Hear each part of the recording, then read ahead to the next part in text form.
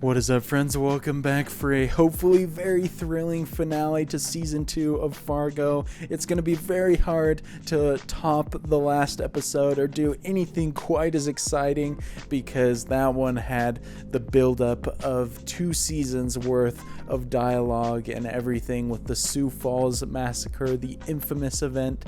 And so I still expect some great stuff because obviously there's still plenty of major characters left, especially with Hansi and Mike still kind of at large out there, Ed and Peggy still alive. I don't know who's going to live or die besides Lou. He's kind of really the only certainty, and I guess Molly, obviously, but she has just kind of been in the background for obvious reasons since she is a kid at this time. But hopefully this delivers on all counts, and I can't wait to hop into it. Hopefully you guys are excited to join me, and so without further ado, let's jump into episode 10.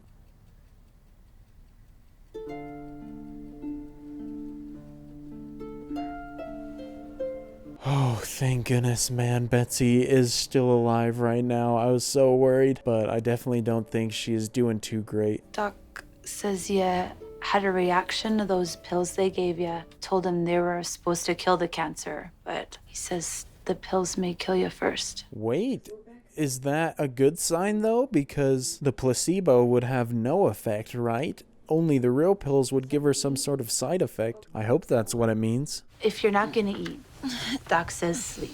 Get your strength back. So, you stay lying down, you. Oh, Noreen laying down the law. Okay. Even all the actors and actresses who don't have a big role in Fargo always do a great job as well. I haven't seen a bad performance yet. I dreamt of a magical future filled with wondrous devices where everything you could ever want would be available in one amazing place. Yes, Costco is definitely the biggest achievement humanity has had so far. I like seeing Molly grow up a little bit, though. She definitely is destined for greatness. But then I saw farther still, decades into the future. I saw a handsome older man, his back still straight. Yes, dude. Oh, I love that we're getting more footage with the grown-up Molly and her family. That's so good, man. I've been waiting to see them again. But then I saw chaos, and I worried that the future I'd seen might never come to pass. That would be a bit of a wild twist if all of a sudden this was like an alternate reality. But clearly Betsy said it was a dream, so I think it's just her worries manifesting. What's the trouble, young fella?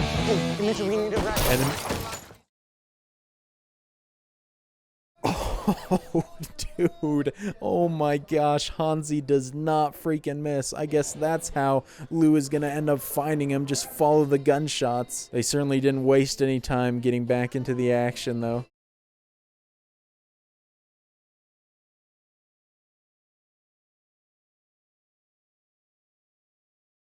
There you go, he's on the trail. It's not going to be too long before he catches up, hopefully, for Ed and Peggy's sake. But obviously, just for the story's sake, I want to see those two meet up, Hansi and Lou.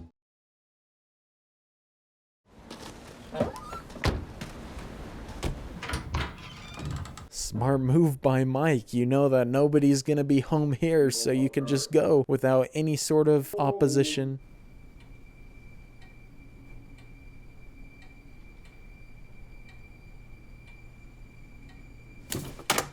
Oh, interesting shot right there. Was that Floyd as a baby, perchance? Or maybe that was Simone. I don't know. Maybe that's why he flipped it down, because he didn't want to see somebody that he'd gotten close to dead. Get out of here! Go on, get out of here! There's a bad man coming! Oh gosh, that's the first shot we've gotten up close of his face ever since they threw, was it hot coffee on him? He isn't looking too good himself.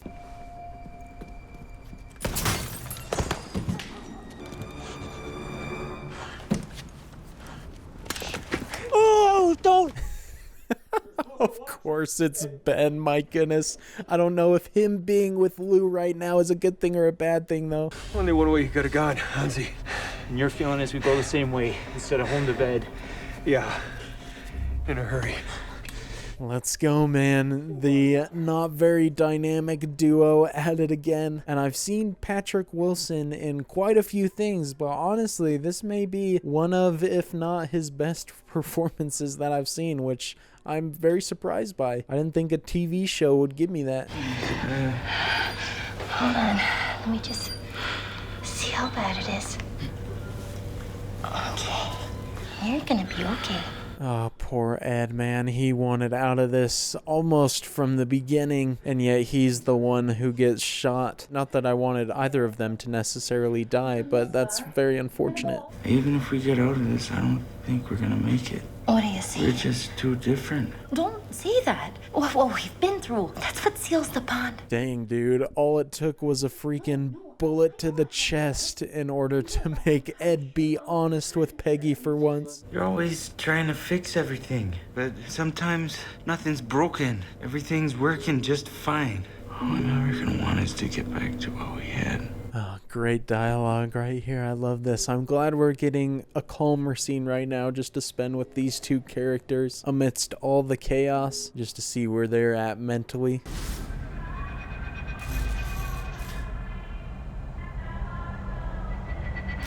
Is this a POV shot? What exactly? Oh, okay. Nope. It's just a very terrifying way to reintroduce Hansi into the scene. He's not very far away at all. Gale, be reasonable. Yes, come on. These guys gotta have a level head. She didn't do anything wrong. She's just helping him out. At least gotta have her cooking before you do anything. From this moment forward, I decree no more schnitzel or strudel. Let's get some American food up and then. Oh gosh, wait, what the heck? Is Mike just gonna end up taking over the Gerhardt estate? Maybe that was his goal from the beginning.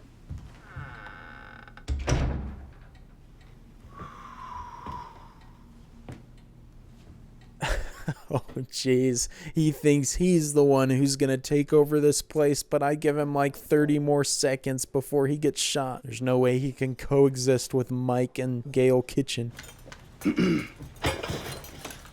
Forget something? I thought nobody was home. We're here. Remind me which one you are again? Kid Otto had with the maid? You see the shotgun, right? Oh my gosh, dude. Why is this guy acting like he's not about to die? He's way too casual about this. Don't think there's any way he's talking himself out of this. Do you know what the definition of the word sovereignty is? What am I, professor from Gilligan's Island? Sovereignty is absolute power and authority. And Mike certainly has that in this situation, that's for sure. Like a king? Exactly. It's America, brother. We don't do kings. Oh, we do. Just call him something else. See, today is my coronation day. Oh man, I always loved, I guess not necessarily always, because it took some getting used to, but I really love Mike Milligan's line delivery and everything. His calm but mysterious dialogue. Problem is, Wilma works in the kitchen. She has already received my kindness. To wit, a brand new car and all the money that was in that cabinet you were searching.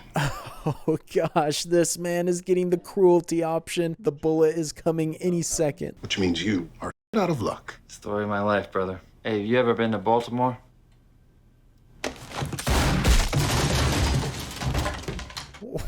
Oh my gosh, dude. He got blasted back. These guys are brutal, man. I'm Bush. Think I'm gonna go take a nap. You should get some rest too. 4 in the morning, we journey home to bathe in that warm champagne that is corporate praise. Oh, geez. Well, I'm glad that guy showed back up at the Gerhardts just so we could get another great scene with Mike intimidating somebody else. Maybe he just walks away. Oh, geez. The stress has not stopped after last episode, that's for sure. An army of Gerhardts isn't even as scary as Hansi on a mission. Help me, Ed. They'll see. They'll call someone. They'll see. Oh man, love those dissolves right there. That's what Betsy saw in her vision right there. The movie I was watching with the guy all tied up on the TV. There was this couple, and they were on the run. Oh, dude. Okay, so there was a connection with all of that. They just waited a little bit before they revealed it. I love that. Oh, and so they're just going to leave and face Hansi, and then Lou's probably gonna come in and shoot him at the last second because that's what happened in the show she was watching, right? No, Ed.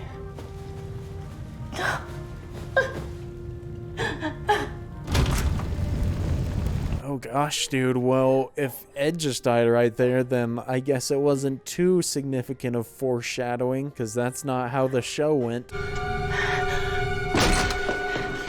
Peggy, it's okay. It's okay. It's me. Where is he? It's me. Where is he? It's okay. I'll kill him. No, he's gone. No, you're lying to me. Wait, what? It was all in Peggy's head? No way! That was such a clever way of doing that. I did not expect that to happen. Was the movie even real? I assume it was, but she was just hallucinating because of all the stress. Come on, Ed.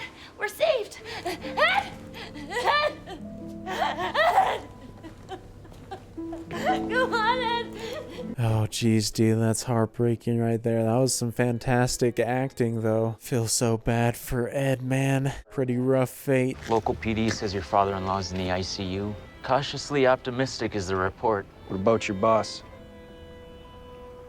Hey, well, I'm glad there's a bit of good news with Hank. I thought he was going to die there for sure. Ben's boss should have just listened to him. Camus says knowing we're gonna die makes life absurd. He's French.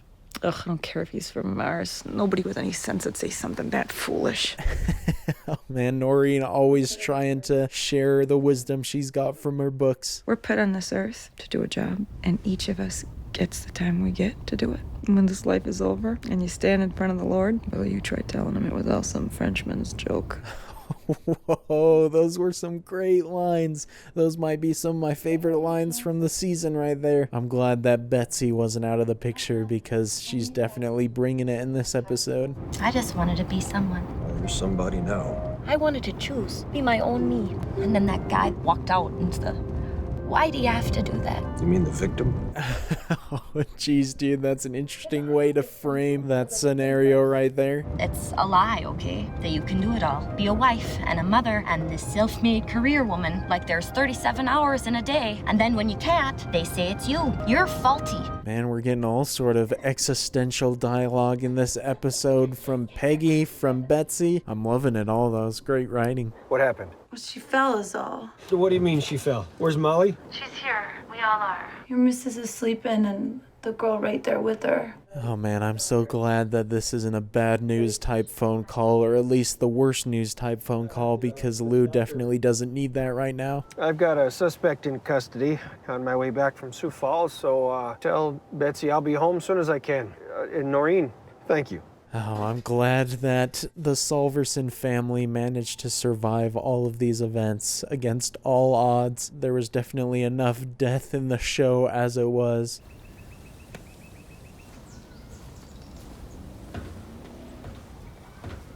Okay, so Hansi isn't completely out of the picture right now, but who the heck is this guy that's showing up? This isn't the one that we saw from the beginning that was hidden in the lighting of the first Kansas City Mafia scene. You're thinking, why Tripoli? Tripoli, not to be confused with Levantine Tripoli in the country of Lebanon. Yo, dude! Are these the two guys from the future in season 1? I mean, that can't be a coincidence that these two kids are doing sign language with each other. Do I take it you'll try to get revenge on Kansas City? Apprehend those responsible? Because you can bet Kansas City will be heavily guarded. Not apprehend. Dead. Oh, geez, this man is on a freaking mission right now. But is that going to be like the theme of season 3? Is Hansi's going to be going after Kansas City? The real oversight of the new Northern Territories, that happens right here in this building. Which is where you want me. Assuming you don't want to be a grunt your entire life. No. Oh, here we go, man. Mike is moving up the ladder. That's pretty cool. I mean, he was kind of the bad guy, but still a fascinating character. The accounting department. Yeah. And this whole Western thing, that's got to go. Get something gray or pinstripe with a white shirt. Oh gosh, never mind. I don't know if this exactly is the dream job for him. He doesn't strike me as one who wants this lifestyle. Sir, believe me, I'm an earner. But listen to me, I'm not talking about busting heads for collections. I'm talking about profit and loss, infrastructure. Jeez, man, this is not what I expected for Mike after everything. I thought he was going to end up being this giant kingpin after taking out the Gerhardts. Dale from HR is going to come by with a few forms for you to fill out, and then get to work. Quarterly projections and revenue statements are due on the 13th. We're expecting big things from you. Oh my gosh, dude, I can't believe this. I wonder how long Mike is gonna last in this position before he decides to try and get back to his old lifestyle, old work.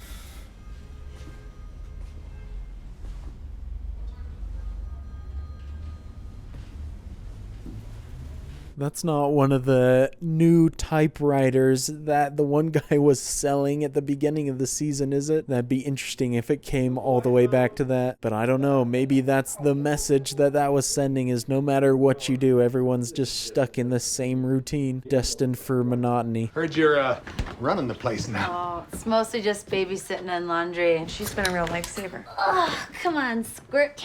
Let's get your party dress on. Hey, I don't know, man. This is kind of reminiscent of what Betsy's vision was in the beginning. A family all gathered around having a good time. You gonna put that in your report then? Gunfight interrupted by spacecraft? Maybe leave that subtext. And this Hansi fella. Made the FBI's most wanted, but so far nothing. Well, I'm glad that they at least acknowledged that there was a UFO there, so it wasn't like it just never happened with them. But I guess if they don't write it in the report, then technically it never did happen. We're sitting here together. That's what matters. Man once said, you'll know the angels when they come, because they'll have the faces of your children. Anyway. Just happy to see you, all. Man, this episode is full of fantastic lines. That was so great. And the acting right there was fantastic, too. Everybody hits home runs. I fed your cats while you were in the hospital. And when I went over there the first time, I went in your office. Yes, dude, we're finally covering this. I thought it wasn't going to happen. Please tell me we get some answers. The things I've seen in the war, I got to thinking about miscommunication. Isn't that the root of it? Conflict, war. Doesn't it all come down to language? I mean, that is kind of in line with what we were seeing, because all the pictures had like these words underneath it. A universal language as symbols, because pictures, to my mind, are clearer than words. You know, when we see a box with a roof on it, well, everyone knows that means home. Oh man, dude, that's not what I was expecting. I thought it was going to be something a lot more mysterious or sinister, but it's just Hank developing a revolutionary language. The more I worked on it, the more it became all I could think about. You're a good man.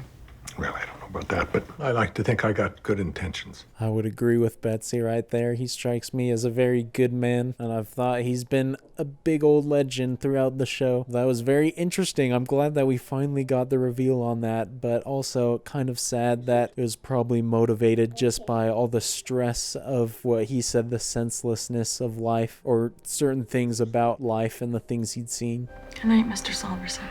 Good night, Mrs. Salverson. And all the ships at sea.